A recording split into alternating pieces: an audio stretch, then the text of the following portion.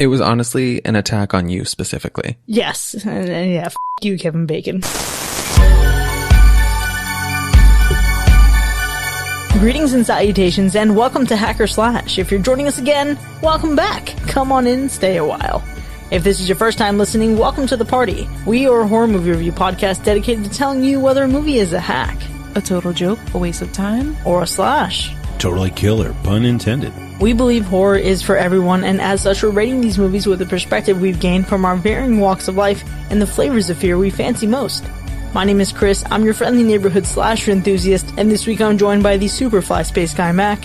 Hola, muchachos. The Gore Lover Alexis. Hey everyone. The Cowardly Creeper Ryan. Hiya. And the Scream Queen Paris. I'm trying so hard to be straight. This week we're checking out a Peacock original film that just released on the streaming platform on August 5th. Before we get down to business, though, we have some follow-up. Let's follow up on a movie. Okay, so while I was away, y'all watched The Black Phone. And by y'all, I guess it was just Mac and Chris? Yes, that is accurate. I did watch it last night. Oh, you did? Yes. Amazing. I still have not seen it, but if Mac and Chris liked it, that is a vote of confidence. Alexis, real quick, was it a hack or a slash? Go. Someone really hyped this movie up, so I had extremely high expectations, and I think because of that, it kind of jaded me. It wasn't necessarily the biggest slash, but it wasn't the worst hack, so it's in the middle somewhere in space. We're the someone, Mac. You and I. We hyped it up too much. It's all our fault.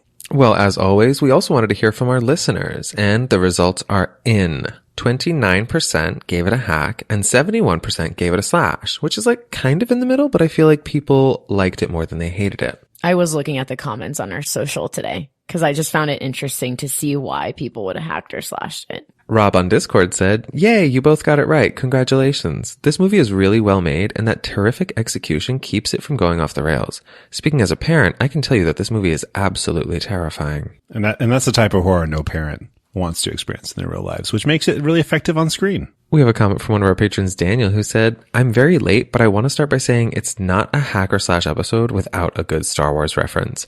Anyways, this movie was so good. The scares got me. I loved it. What was the Star Wars reference y'all made?" Oh, it was in the 70s, so it's gotta be something Star Wars in there. I mean, what wasn't the Star Wars reference?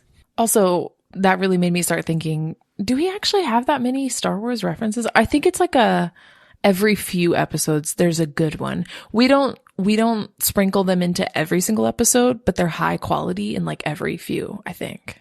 Yeah, I can't go too hard on the Star Wars references because I have a Star Wars tattoo, and then I'd be like severely outweighing my horror brand, so I gotta keep it in check. We have another comment from Brittany who said, "I really enjoyed Black Phone. I loved the mix of true crime with supernatural elements, and I was thoroughly creeped out the whole way through. My one regret is watching the trailer. I should have went into this blind, and I would have enjoyed it more.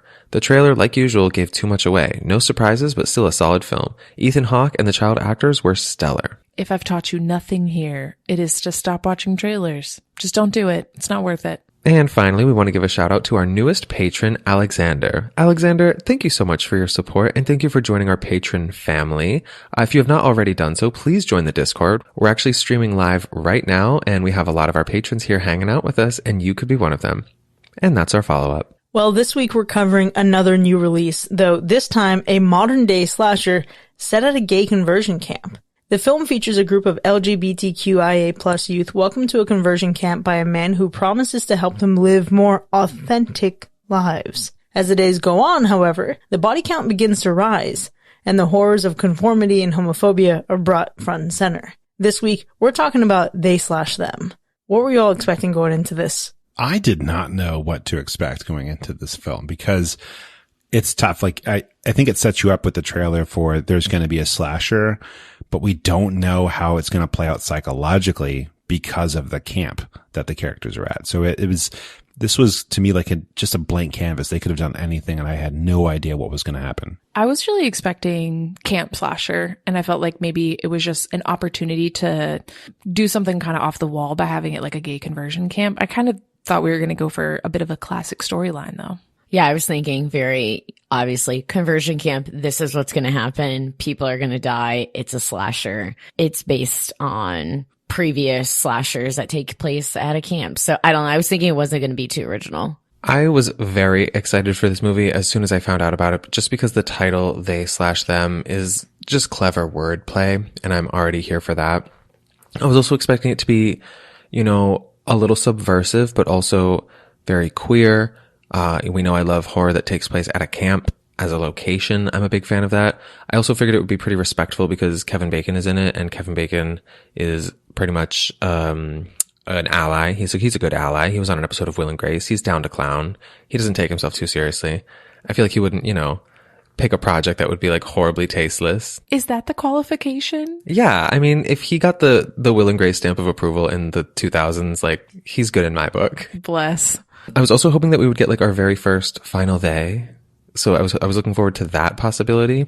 And I was also hoping that it was going to be a new, like, spooky cult classic. Paris, I echo a lot of those expectations. I really had high hopes going into this. The title is indeed super clever, and looking at the way the casting was done for this movie gave me a lot of hope that we'd get some authentic storytelling. Obviously, it's kind of marketed as a slasher, so that really excites me. I expected this to really take an opportunity to kind of take the stereotypes that we may have expected from this movie and subvert them, but let me tell you, I felt some feelings watching this one, and I think my feelings can be summed up as excitement, elated, disgusted, uplifted, but also pandered to, feeling personally attacked, and yet somehow respected.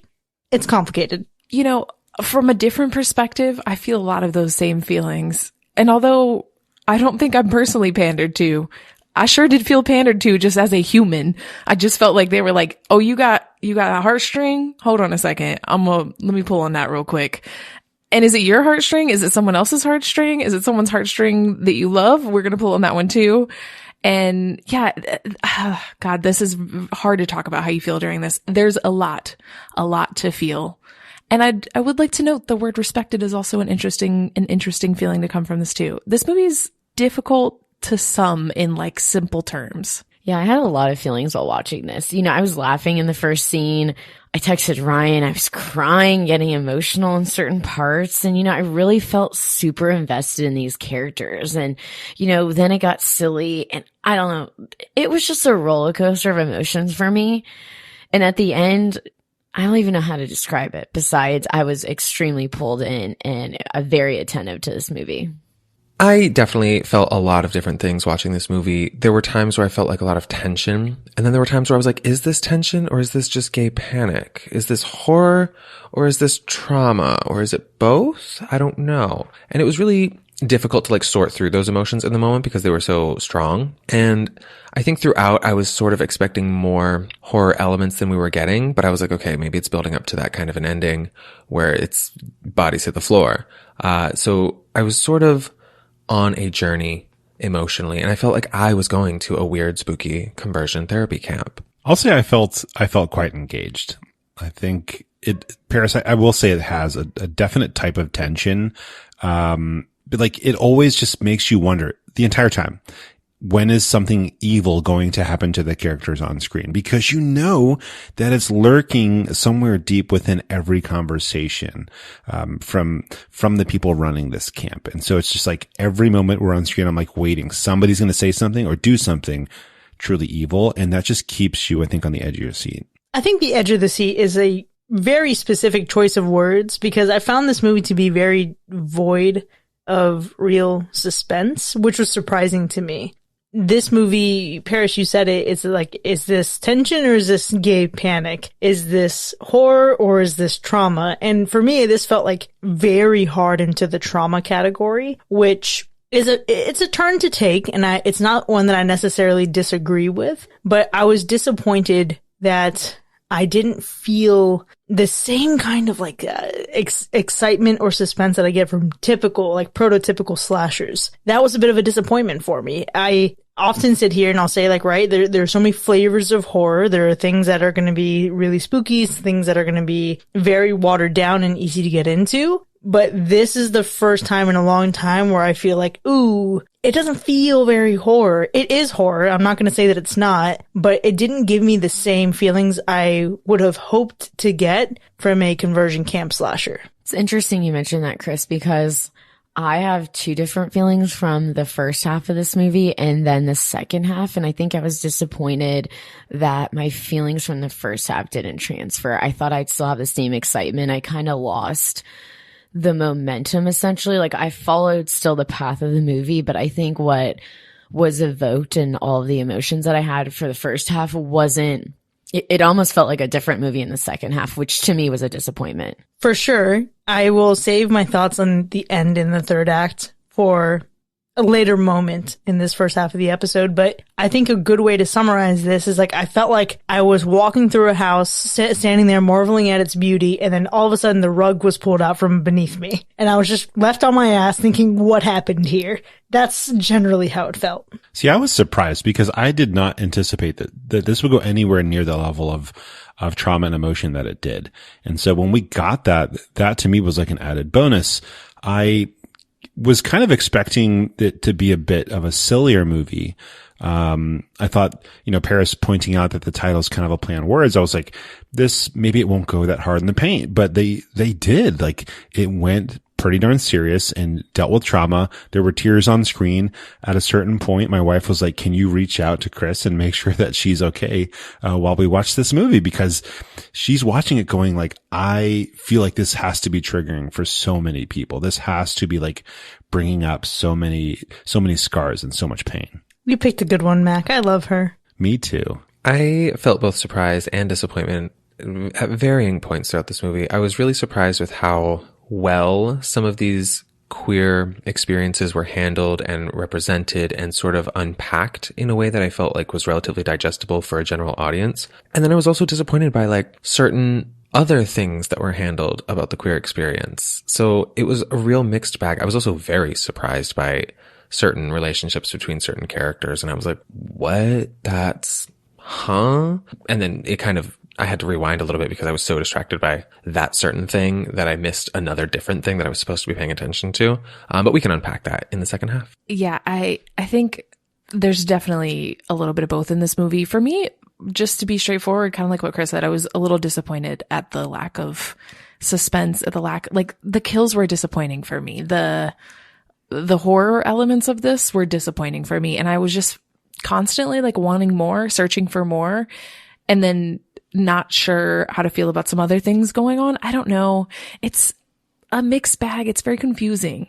It is confusing, Ryan, but I think it's also because this movie isn't frightening. So yes, Mac, like your wife was so kind as to suggest to reach out to me. And she's very sweet because this was painful for me in several parts. Like there are some moments that kind of just punch you in the stomach and you're like, ugh, I didn't want to think about this. It also like preyed on my own lived experiences and it got a reaction from me, but it's not something that really had the potential for the strong tension aside from the opening scene.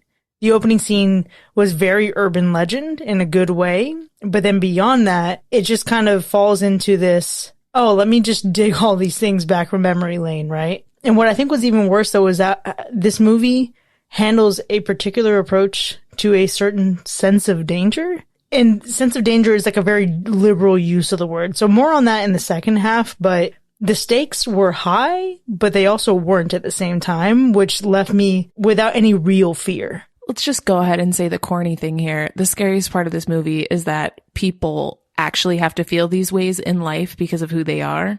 That's the scariest part. These are real feelings. These aren't made up feelings or acted feelings, and they're not uncommon feelings. That's it. Nothing else in this movie was particularly scary.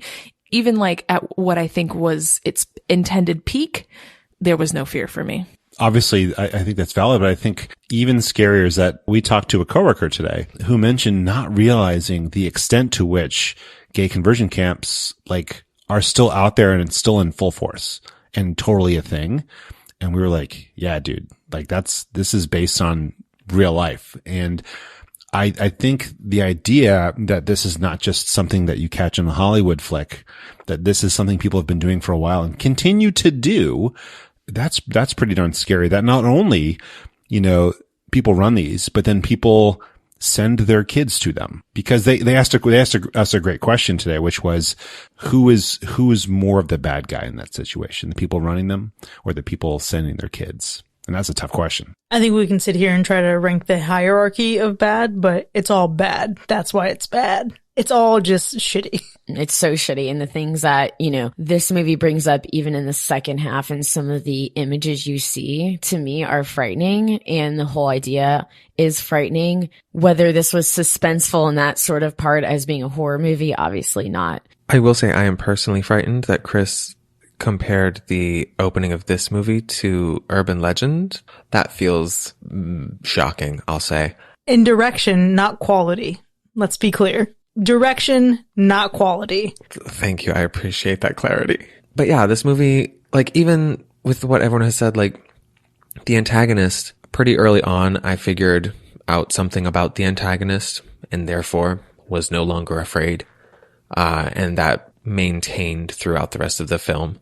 I will say, as far as a camp slasher goes, I think it has originality because it took a very specific angle, but I think it really earned more points for originality for just the queer drama components as opposed to its horror components, because horror-wise, I don't think there was much originality here. I fully agree. I think outside of horror, it gets originality points. In the horror realm, it does not for me. Yeah, it's filled with camp tropes for sure. I have to give it credit, though, because I think this is a really earnest attempt at making a camp horror movie where gay people are not the butt of the joke. And that's basically every other camp horror movie up to that point. It's always, you're funny because you're gay. And it's always brought out in a ridiculous way. And I think this is great because this is a camp horror movie in which people are just freaking people trying to be themselves. And I respect it for that. I think we get, like, the killer, the whole, like, slasher dynamic. Yeah, like, that part is not super original. And I think, Paris, you and I both probably hit a very early point in which we knew how the rest of this was going to play out. And honestly, I don't think it's that important because it's not even really about the slasher once you get to that point. This movie takes a couple different directions. And yes, there are really specific moments that give reference to other camp slasher movies. There are moments that really harken back to other horror movies. But for me, this movie is at its most successful when it's doing its original thing, which is really begging the question of, is the enemy of your enemy your friend, or are they both enemies? And we can dive into just like the question of that and the thought of that. But this movie is one that managed to take a camp slasher and bring some real gravity to it. And I admire it for that. So it does feel original. But more importantly, I feel robbed by the end of this movie. And not in like what logistically took place, not in who makes it and who doesn't, but rather by the delivery of the whole thing. It's filled with such like heavy-handed dialogue that I simply could not keep from rolling my eyes. And I'm not even an eye-rolling kind of person. I am famously an eye-rolling kind of person, and my eyes were looking directly at my brain at the end of this movie. It felt like the writers of the first two acts had to clock out and work on something else, and a completely different group of people came in and were like, okay, throw in some sassy lines real quick and do this and do that. And I was like, what? No, why? This could have been something. This could have been anything but what it is. So the ending gave flop for me. The ending really started to feel like the straight to streaming service that nobody cares about movie that this was staying away from being the entire time. I can see where you're coming from, Ryan, because it was a flop for me. I don't mean to be taking everyone's comments, but I feel the exact same way. I feel like the first half is so great that just it ends on such a lackluster note that it made this movie almost forgettable. I don't know. I feel a little bit differently. I think the ending was enough. I don't think the ending went to the heights the same heights as the rest of the movie did, because I think the rest of the movie hit some really high points, and the ending just didn't. I'm not going to like knock it for that. I think it did enough to end the film. That's it. The film did end. It did enough to end the film, but let's see if it did enough to plant this movie firmly on the positive side of things for us. But before we get into our ratings, Alexis, how would you describe the Gore score for this movie? The gore is actually pretty high in this one. I'd say medium if you're putting Terrifier level versus, Tremors.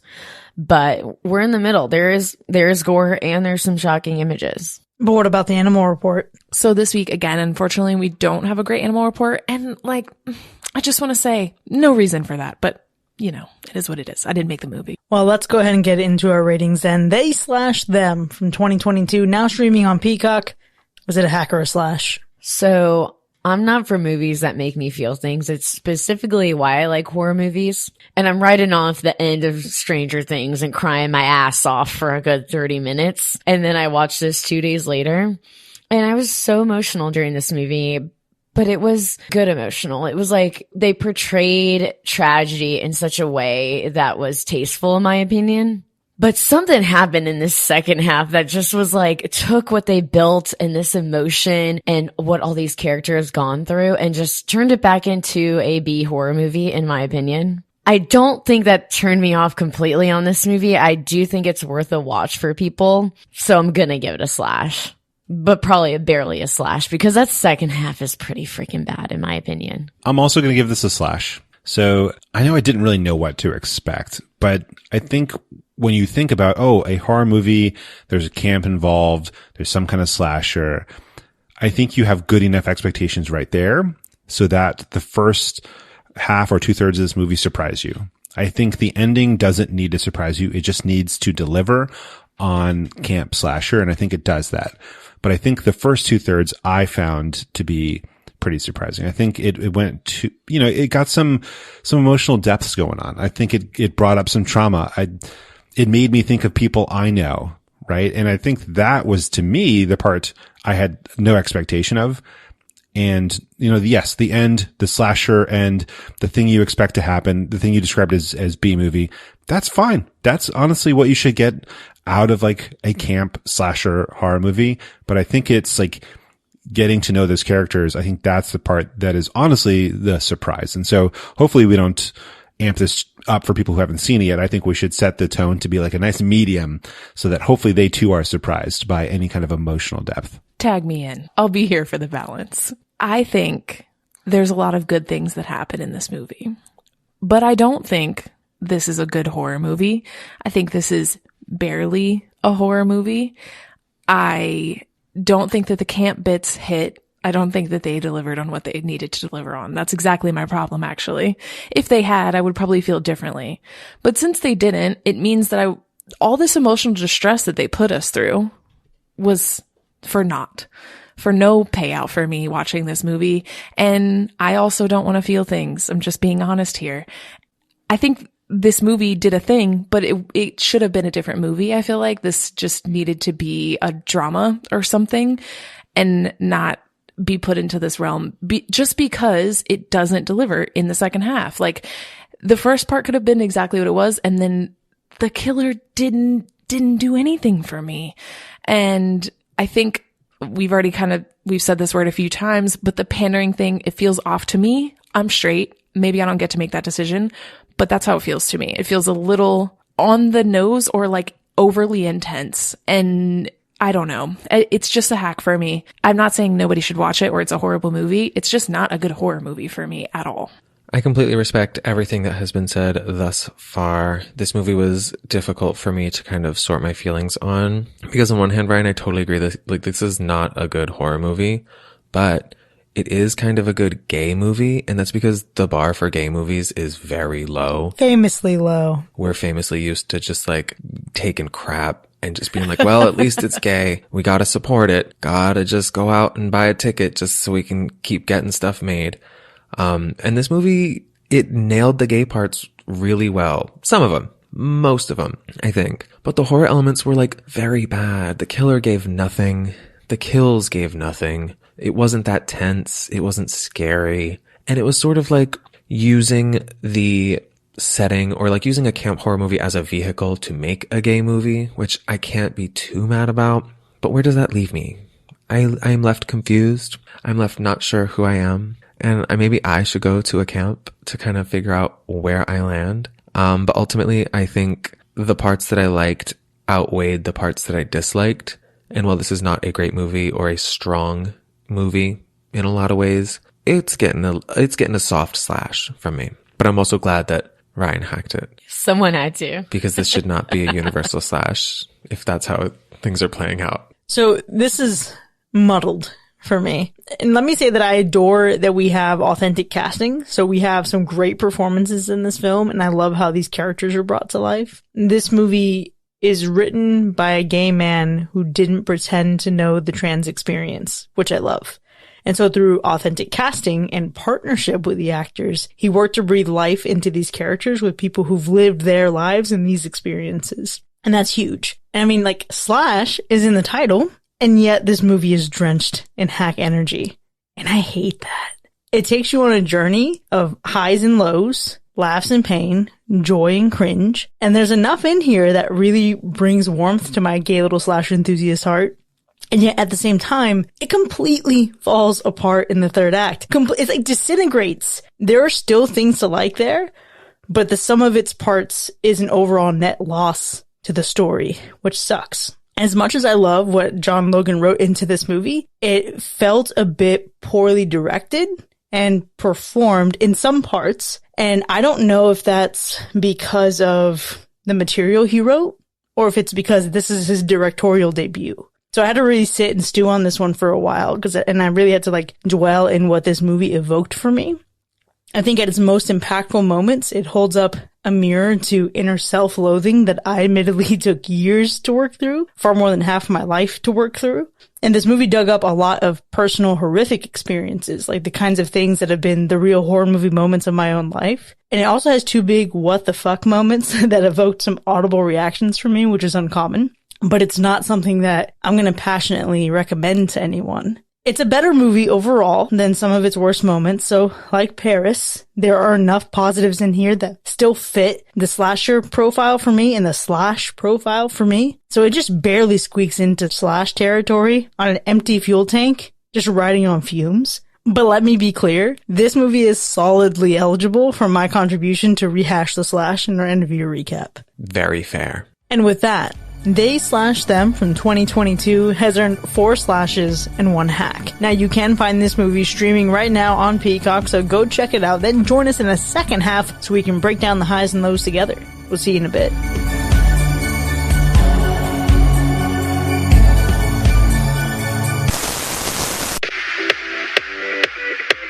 Are you a gay couple who finally bought a baby only for it to grow up straight? Hi, I'm Shane Handcock, founder and camp counselor at Camp Closet for Wayward Heteros.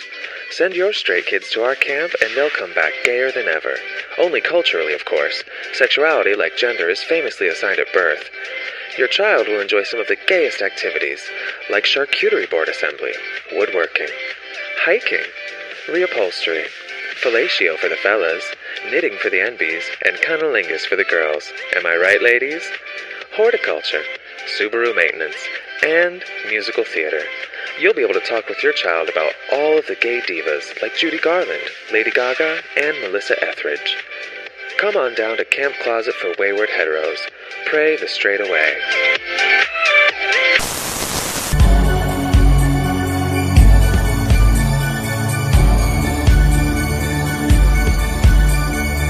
Welcome back, folks. You're now entering the spoiler zone for They Slash Them, which has earned 4 slashes and 1 hack.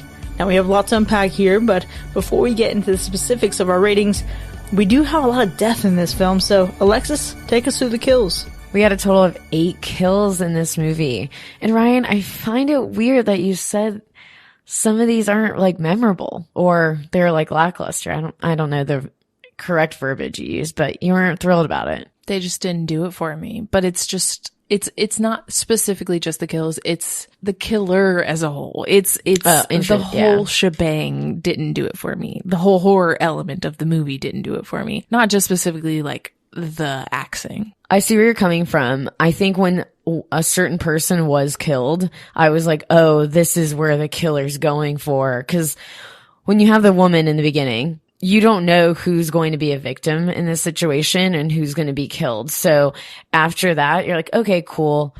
Balthazar gets killed. Shitty. Then unfortunately the dog gets killed. So it's all just, to me, maybe not essentially innocent, but they were bystanders. So then after Zane is killed, I'm like, interesting. And I feel like that's where the movie turned for me. But I do have to say, because Balthazar, which I hate this name, it's just so weird to me. he has to be my favorite death because I'm so glad his head got smashed on the keyboard where his dirty ass fingers were at doing fucking disgusting things, spying on people, which obviously we know this wasn't the first time he did it. You know, that was my number one. I did pick a number two, but that was my number one because I think I always talk about like guessing what's going to happen early on. And I think as soon as Balthazar's out, you know, this is someone who's been through the camp. Somebody that knows that Balthazar is in on this because Balthazar's role at that camp isn't really with like direct interaction with any of the campers. And so when we see this revealed that he's like disgusting and watching them and like getting off in this in some way. Also, why does he have all of these puppets around his cabin? That's just weird. I mean, that's not, it doesn't discount you as a human being, but it was like, it was creepy. But to have those camera feeds, to have the whole thing, he was hacking into someone's personal property. That was going on in the background. They just kind of glimpsed that. So I think when we saw him out, it was like, oh, this is someone who has either been here or knows that something bad is going on at this camp. And it really set the tone, I think, for me to figure out early on what was going to go on with her antagonist. I think my second favorite was probably Owen, only because it was another one that was like so easy to guess. And that doesn't make it a bad kill. I think it was a good impaling. But I think when you pop up in the center of the frame and right behind you is a large thing that can stab you, that's where you're going, whether or not you realize it as a character. Like, you're going to end up on that thing. Yeah, there's a lot of layers there to unpack with Owen's kill. And let me tell you that his death was my favorite in the movie, but it also was just arguably the point of no return with the heavy-handed dialogue. We really get some lines coming from the killer. We get some lines coming from Jordan, and it started to hit differently. It's one of those deaths where on paper you want to say, no, we're better than this. We don't have to be like them. It's like the idea that violence begets violence, but I'm sorry, based on how much of an asshole this guy was and the generational trauma he's inflicted for years, and his family has inflicted even beyond that, I was happy to see him go. That was also going to be my favorite kill because I too love a good impaling. But now that I'm looking at this list, I'm seeing Duke the dog on this list, and I feel like that's the only kill that made me actually feel anything. And that scene was like super tense, and I feel like we were getting some really great performances from the characters in it. Obviously, I didn't like the fact that that dog died, but that, as far as like a kill scene goes, that's the only one that had any impact for me. Everything else was just like, sure, okay, they're dead, boo hoo. I wish I didn't agree with you about impact, but I mean, I guess that's true only because the others were lacking impact. But like, let's just say there was no need for that kill in this movie. And, you know, I spent a lot of time thinking about like what I would do in that situation, given that nothing had happened yet. And it was just a very odd, like, scenario. And yeah, I don't see a world where I don't know. How does someone shoot a dog? I understand it's old. I don't know. Anyway, that was rough. I don't understand why we had to do that. It's been too many rough weeks, but my favorite kill is going to go for Molly at the beginning, the woman at the beginning in the car. And the thing that I enjoyed about it the most was that it felt like it was going to take this movie down like the super meta route, because it seemed like everything you would ever see in a horror movie, like where someone gets a flat tire or something, happened. Like first it's a flat tire, then she sees spikes on the road, and then she sees an animal, and then there's something behind her, and it's just like back to back to back. And it really gave me this feeling like, oh, this is going to be like a super interesting meta take on this camp horror. And it won't, but I liked that kill because it felt like it. Ryan, I laughed at that scene literally because she's listening to a podcast and then it's just getting ridiculous and something happens. She's like, no fucking way. And she's totally off guard and presses a button. And feel like I've been in those situations where you're listening to something a little too deep and you're like, is someone in my back seat? Is someone, and then you get the deer coming at you, which is your first scare. But then my favorite visual, which I know Chris alluded to in the first half, was where you have the killer lit up by the brake lights, which I thought was great.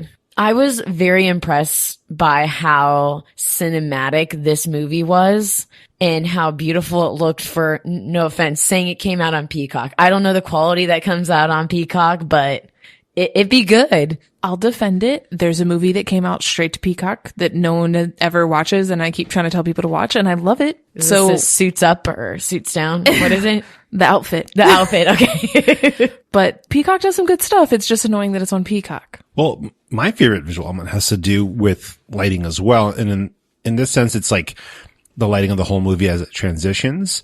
I really like anytime you get me bright and beautiful, I'm down for it. I just don't see enough sun in my life, I think, is the issue I have. I spend too much time indoors. So I like seeing well lit, bright, sunny scenes because I also think it helps to kind of like juxtapose like what's going on, like the evil, the darkness, right? So anytime we like, oh, we roll up to this place, it's bright, it's beautiful, the trees are green, there's probably a butterfly somewhere, I'm sure. But we all know this is going to be a bad time. And I think it's effective that we start there with all of this light everywhere. We're in the middle of the day when they're shooting the dog and like that feels weird. And then like as we get towards the end of the film, we get this very deliberate change into darkness and night and more scenes happening where there's that the sun is lacking. And so I know that the filmmaker did this on purpose. And I think it was a brilliant move and I really enjoyed it. So I have like a very specific favorite visual element. Dr. Cora, it's her smile. Because she hits that super creepy smile in this movie that lets you know if you did somehow believe Kevin Bacon and his monologue about how he's a good person and he just wants you to be you, when you see her face, you know things are not okay. There's no question that she's not an absolute psycho person and she is going to try to kill you or whatever form of torture she's into. It gives the feeling of like especially when they're in that therapy session, it gives the feeling of that scene from Get Out. It also gives like a purge mask, but in real life, like on her actual face.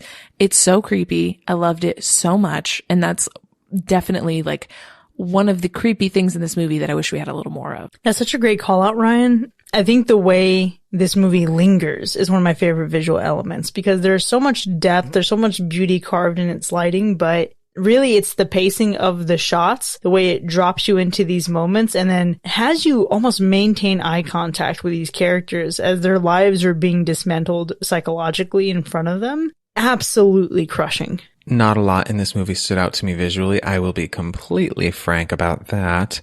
Something that comes to mind is the montage in the beginning where all of the people are talking about why they are at the camp and everybody has these different reasons and it's sort of like spinning around the room and like cutting in between all of them. I found that to be pretty compelling as a scene. And I think seeing so many different perspectives and like so many paths that can all lead to one horrible dark-sided place, was really interesting and dynamic, but it was not my favorite scene. My favorite scene relates to Ryan's favorite visual element, which was the scene where Jordan is in therapy. Chris, obviously that hit both of us deep. I know you and you know me, and that hit hard. That was just like so tense and just like evil and like also like planting like such specific seeds of doubt to really make you like feel like I'm the problem and like there is something wrong with me. Everything I've ever feared has to be true based on what this woman is telling me. And that woman like really delivered that monologue. It also reminded me, I don't know if y'all have seen this, but like in Easy A, when Lisa Kudrow at the very end is like being a guidance counselor and she's kind of like spiraling and being unhinged. It had like the same energy as that for me. And I feel like Lisa Kudrow could have also been really great in this role, specifically in that scene. But that scene was just like so devastating to me. And then you see Jordan kind of like recovering from that scene later on, like asking these questions that we've all asked ourselves at one point or another. 100%. Paris, that was my favorite scene, and it's also probably the most painful scene in the movie for me. It was specifically Cora preying on Jordan and then trying to take these very specific angles of, after a while, I stopped trying to fit in, or you'll never be man enough or woman enough. It's like you're nothing to them. You're not even a freak. You're nothing. And then there is a slur that is used, starts with the letter D, fucking hate it. Everybody uses it so casually. That whole section hit so hard, especially with like the own parallels to my life. Whereas in Cora's story, she came from a military family and was the only one who didn't go. And then I was the only one who did go. And then it is that feeling of feeling different. On top of that, there's this element of me that has always struggled with being different, not only just like in terms of how I view the world and see the world and move through the world, but just even as different as I am from my own family, for as close as I am to them. And that moment in this movie completely just dismantled me and sent me right back to being 18 years old in early January of 2008, being terrified of coming out and thinking that I was never going to be fully loved or fully accepted for who I am. And it took a lot of work to get to where I am now, to the point of being comfortable enough to be in my own skin. But that moment when she called Jordan scared and lonely and ugly, it sparked such a responsive anger in my soul that I couldn't possibly look at this movie as like a completely shitty time, considering how effectively he was able to do that. I totes agree, Chris. This was like hitting you right in the feels, but the evil version of that. I do have a question though. I thought that Cora would kind of just like made that shit up based on the photo that she found in Jordan's backpack. Did you think that that was like Cora's actual backstory? Because I didn't consider that. No, I'm just referring to that as being like what she referred to as her backstory. Gotcha. But either way, it was just a manipulation. And it just so happened to be a woman who is from a family of people going to the Navy. And then I was the only person in my family who went to the Navy. It was just a really weird and odd series of coincidences. True. And it was just enough to like tap through this armor that I've built up since I was a teenager. It was honestly an attack on you specifically. Yes. And yeah, fuck you, Kevin Bacon. I think what stands out to me most about that scene is the way those feelings and things come about feels much different than just the group of people who have never met each other and walk into a room and sit down and dump every deep feeling they've ever had on each other. It's such a big contrast. Like that didn't feel realistic to me. And that's the part, like that scene of them sitting around with their, exposing everything they feel about who they are felt like the pandering bit. And the Jordan scene felt extremely real, extremely like triggering if you were in that situation. Like, how dare someone talk to you like this? Like those feelings were so much more palpable than what I felt like they were just trying to do in the bit right before it. I think that moment was still successful for me right before that, where we get everybody's kind of like perspective. And I think maybe that's just from me going through so many like group therapy sessions for trauma related things. It felt very real. It felt very natural, and it felt horrific. But I think one of the things that moment, it stitched together with Jordan's moment, what it does for me is take us into that moment where they're singing Pink all together.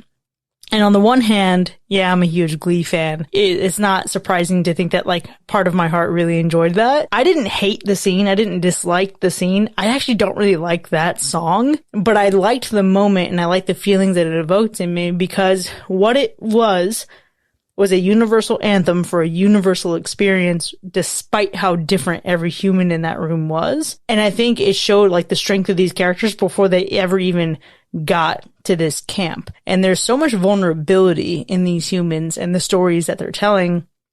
And there's a lot of fragility there, but at its core, there's so much like empowerment amongst each other that it also served to really kind of lower the stakes for me. Like I wasn't concerned about any of their well-being. So I was like, well, obviously they're all going to live. I want to stitch Ryan and Chris's comment together, because my two scenes are when they are together as a group. When they're first in their group therapy session, I was crying. I was in awe kind of, because I wasn't expecting this movie to be so real. I, like Mac, thought this was kind of be maybe a little gimmicky and kind of like on the nose about certain things, but it was really true. Like I even texted Ryan about it. I was like, man, is this pulling at every heartstring I have, and then contrast to when they're all singing Pink, seeing them all together and seeing them just enjoying the song and enjoying each other's experiences together, that also made me cry. So it was like two different moments, but two different things that really brought this moment and this movie together for me, at least in the first half. I'm going to go to a couple scenes because I can't really pick one. I mean, I think you've all picked some great ones, but one of the ones that I really liked was the pie making scene. And I just loved, and I think many of the characters just kind of like succumb to it, and they're like, okay, I'm gonna bake a pie because I baked a pie before and it's gonna look good because, I like baking or whatever. And like, here it is. And I'm going along with this whole thing because I feel like I have to. But I just love the defiant pie. I feel like the pie where I didn't try, and I know it looks like I didn't try because I didn't. Like that itself was so great because it's like, I don't have to make a good looking pie. I don't have to be a pie maker. I don't have to be domestic. And I don't know. It like that part really hit me too. And that was great. But I also really enjoyed the one like fitness director supposedly having gone through this, and we don't really see any evidence of that up until we see him and his fiance in bed. And I think that like really showed how ineffective all of this really is. No matter how much you've bought in and how much you like claim, it's all so shallow and meaningless as soon as you realize what's really happening. And I mean, we all of us here on this podcast, like know that these things are horrible and that they don't work, and that they can't work and that they shouldn't work. But I think it's great to get to that point where we see him, like they're literally having to look at things that turn them on and then use each other basically for masturbation at that point. Well, you're not wrong. I guess someone had to say it, but it's not good. No, it's not good, but I think it's effective in demonstrating that like there is no like, there's no way that this stuff actually does anything for any human being. What Mac is saying is that homosexuality is an incurable disease. I don't think incurable disease is the right phrase. Perhaps inherent trait to a person's identity, in that something that you shouldn't try to change because you literally can't. I think what that scene speaks to is how not sold on these characters I was. And so much so to the point that I was having a hard time understanding who the main people involved are really like supposed to be and what their experiences have been. Up until we get to that point, it was very vague, I guess, who he was, who she was, like truly who they were. And Gabriel is like the main culprit of that. Like, I don't know. I just don't understand this dynamic of people and what they're doing, what they're trying to do, how often they've done it, when they want to do it, how they get people here. Like the whole thing, I don't know. It seems a bit contrived and less believable than I'd like. On the subject of Gabriel, what the fuck was that? Thank you. Yeah, that's when I was like, what's going on in the second half? Like, first of all, virtually zero chemistry between Stu and Gabriel until all of a sudden they fuck. And don't get me wrong, the bodies were right. The tushies looked good. The lighting was okay. But it made no sense from a story point, from a character point, and then for the twist to be that Gabriel is just sucking dick to trap guys, where at the same time, couldn't he have just lured him to that space and not actually fuck him? Honeypot.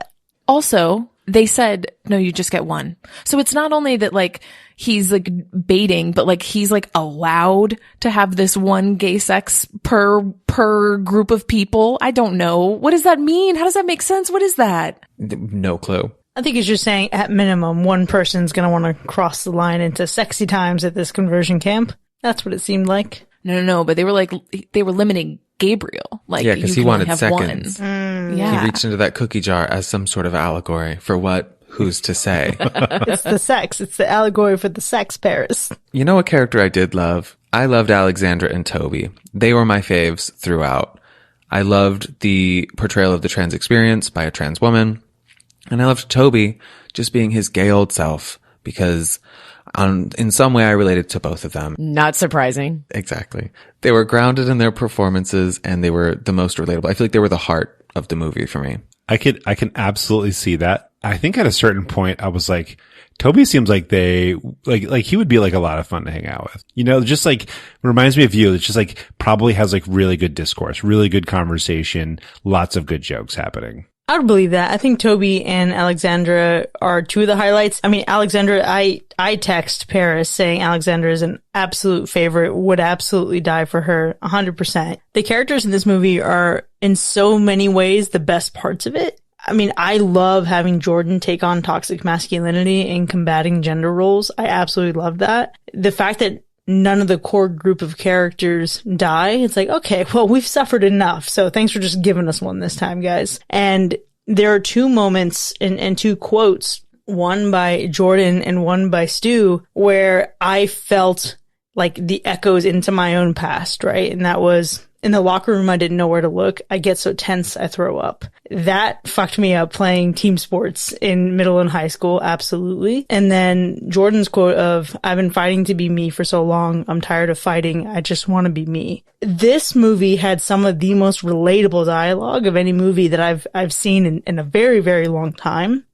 And I really love that. I have to agree. For me, Jordan is the grounded soul of this movie. And without that character, I'm not sure how this movie would go.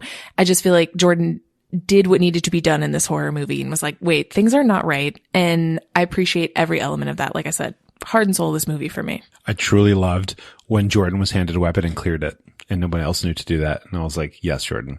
I will admit I put Jordan for presidency on here and named some quotes, but I also did not appreciate Jordan not killing Owen.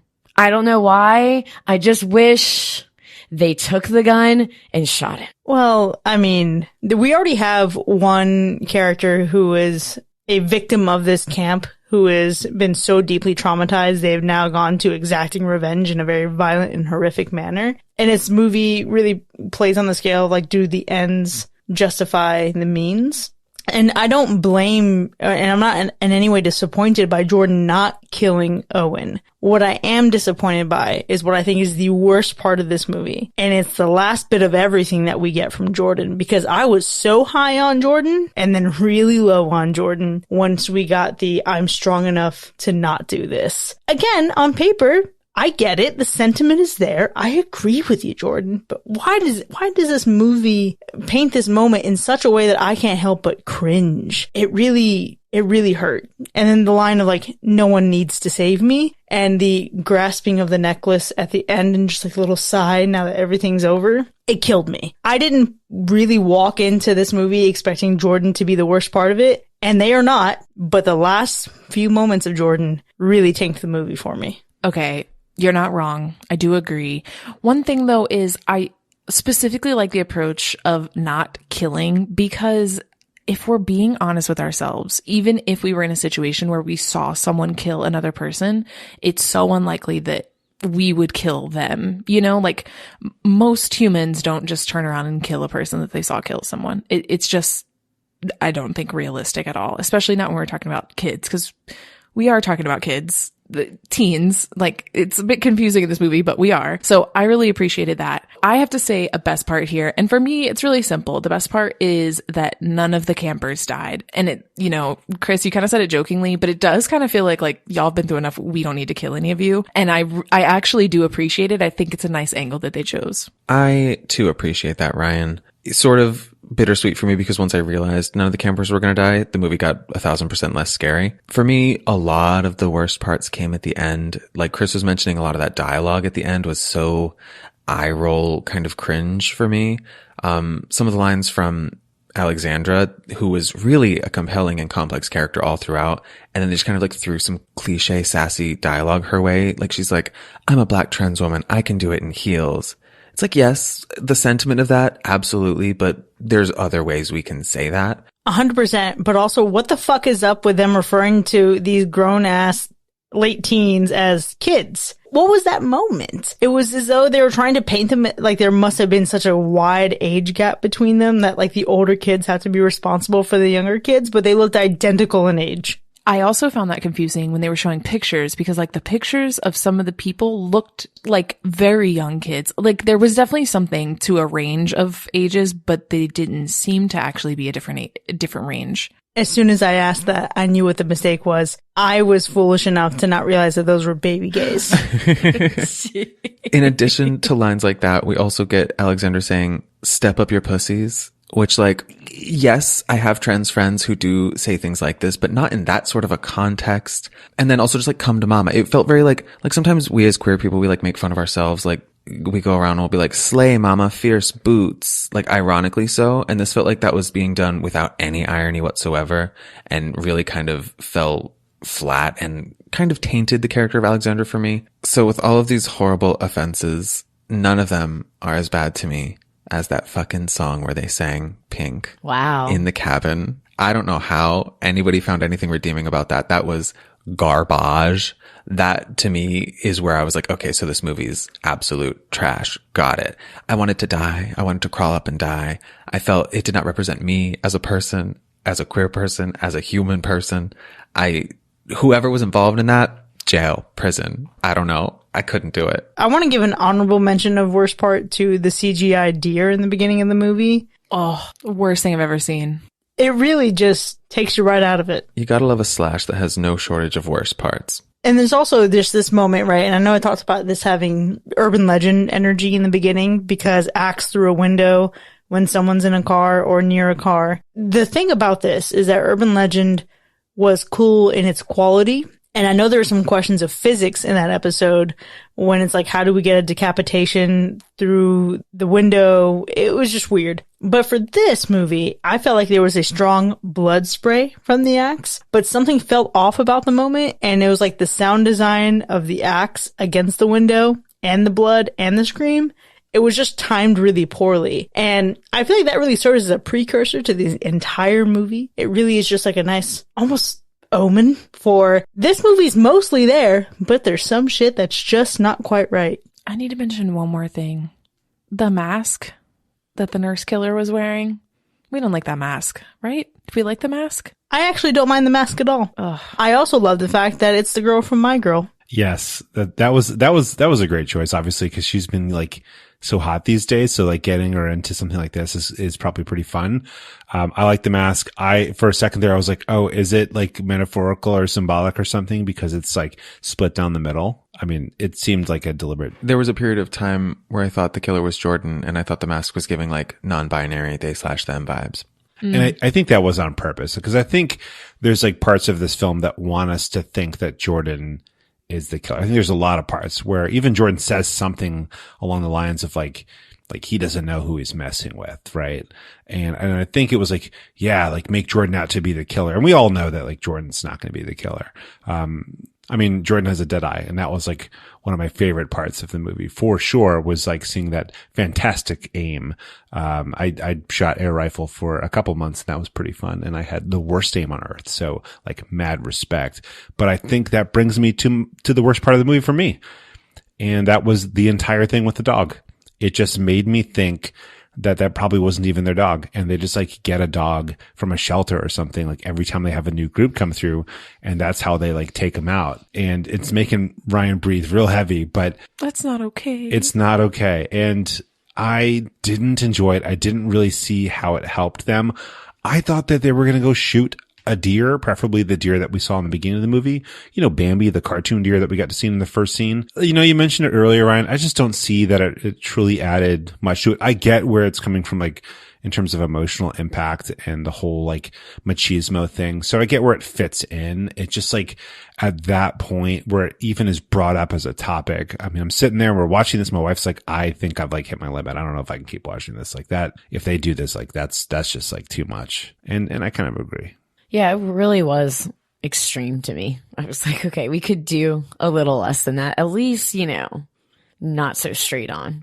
Maybe allude to something, but I don't know. I really hoped beyond my wildest hopes that it was going to there was going to come a moment where it was all an elaborate ruse and they were going to gaslight one of the campers into trying to shoot Duke.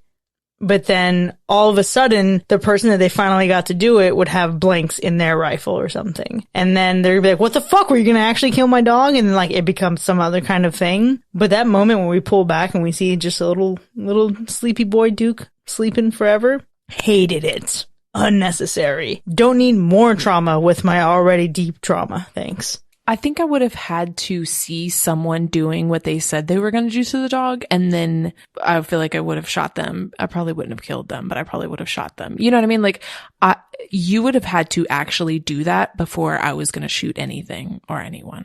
I can say, though, that the moment with Duke is one of many reasons why I'll probably never watch this movie again. I also can't imagine I'll be watching this again. It's funny. I usually give a rating for a movie, whether I'll watch it again or not. And I gave this a slash, but I will not be watching this again. I can't think of a reason to. That's the thing. Like, if you haven't seen it and you've gotten to this far in the episode, watch it the once. Watch it one time. See what you get from it. We've all gotten different things from it. But I don't see the value of a second watch. I think it's a good movie in terms of like execution and stuff. I think I give it a slash. I think it deserves it. But it is kind of a difficult watch, and I think it might be a lot for me to go into it a second time. Well, none of us plan on revisiting this anytime soon, but oddly enough, there you have it, folks. They/Them has still managed to earn 4 slashes and 1 hack in spite of that. Now, we've certainly had a robust discussion here, but it doesn't end here by any means. We want to know what you think. Did you also hate the pink sing-along? Let us know. You can join in on the conversation by hanging out with us for free over in our Discord. Click the link in our show notes to sign up. If you've enjoyed listening to this episode, consider becoming one of our patrons like Alexander. Visit patreon.com/hackerslash to enjoy more of the show with early access, extended episodes, bonus content, and live shows. We'll see you next time, folks, and remember, I don't have a condition. I'm just fucking gay. Bye.